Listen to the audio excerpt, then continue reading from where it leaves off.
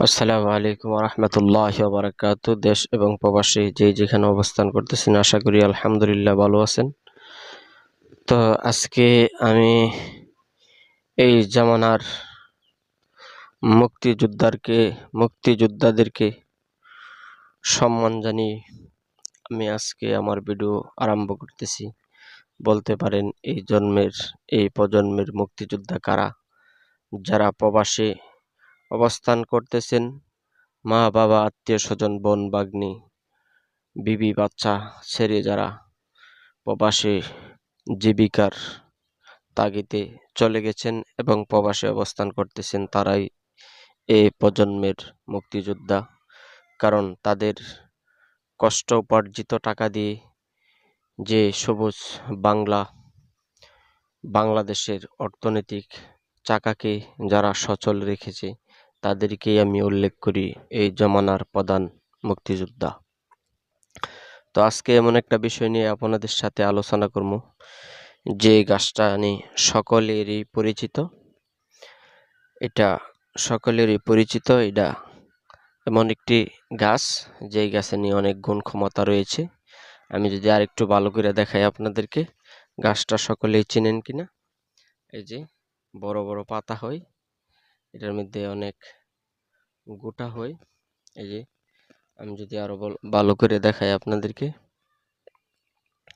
এই যে গাছ যাকে বলা হয়, এটি বিভিন্ন ঝোপঝাড়ে এবং কবরস্থানে বেশিরভাগ হয়ে থাকে।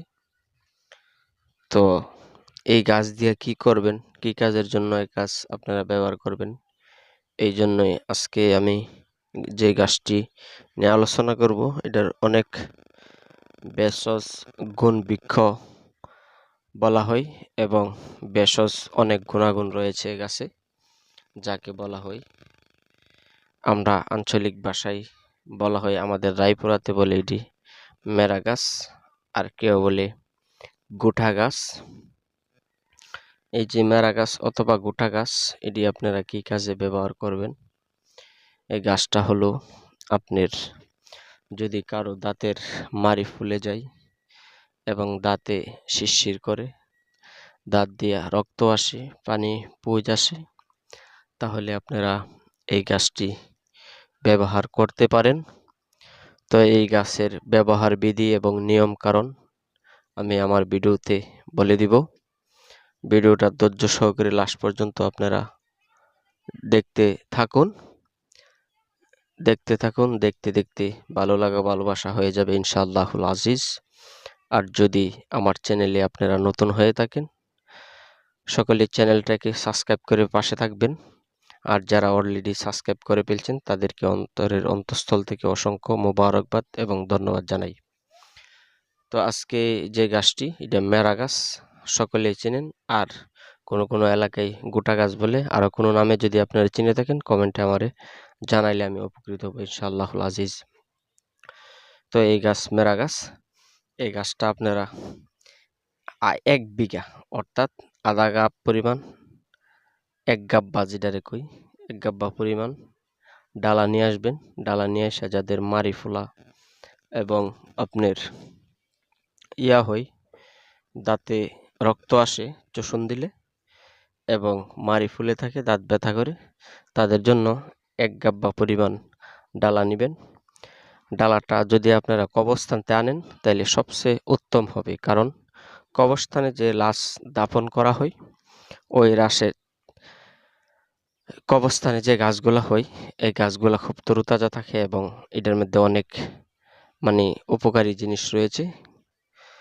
ঠিক আছে, তো আপনারা কবরস্থানতে আনলে ভালো হবে। 1 গাব্বা পরিমাণ ডাল আইনা আপনারা এই ডালটা ভালো করে ধুইয়া পরিষ্কার করে আপনারা সকাল বিকাল 2 টাইমে দাঁত মাজবেন। তো দাঁত যদি মাজতে পারেন, তাহলে এতে করে আপনার দাঁতের মাড়ি ফোলা এবং রক্ত আসা পুজ আসা এটি বন্ধ হয়ে যাবে। তো আরও যদি বিস্তারিত কিন্তু জানতে চান এই গাছ ব্যাপারে, তাহলে কমেন্টে আমার নাম্বার দেওয়া আছে, আপনারা যোগাযোগ করে আমার সাথে কথা বলতে পারেন। আর এটা দ্বারা আরেকটা পেস্ট তৈরি হয়, যেটা আমরা ক্লোজআপ, এটা পেক্সোডেন মেডিপ্লাস ব্যবহার করি, এমন জাতীয় একটা পেস্ট তৈরি হয়। যদি কারো লাগে, তো আমার কাছে যোগাযোগ করবেন, ইনশাআল্লাহ নিতে পারবেন আপনারা। কমেন্টে আমার ভিডিওতে নাম্বার দেওয়া থাকবে। সকলকে ধন্যবাদ জানিয়ে আজকের মতো এখানেই শেষ করলাম। খুদা হাফেজ। আসসালামু আলাইকুম ওয়া রাহমাতুল্লাহি ওয়া বারাকাতুহু।